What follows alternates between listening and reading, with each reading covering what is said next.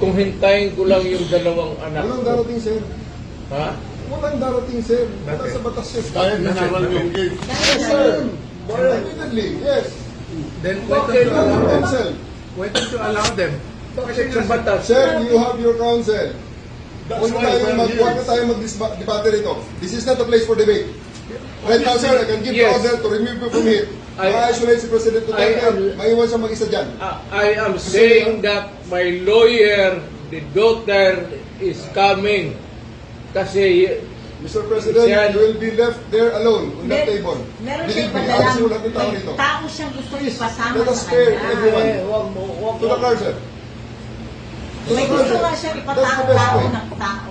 Sa tao. Okay. wala lang. Okay. Gusto mo, sama pa ako sa bahay ninyo.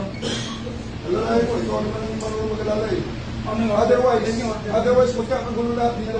Tayo mo yung dalawang anak. Dalawang anak. Antayin mo yung dalawang anak. Ang dalawang Kasama na lang anak. ako. Pero hindi mangyayari Ang yung ngayon, sir. dalawang anak. Okay? Antayin mo lang.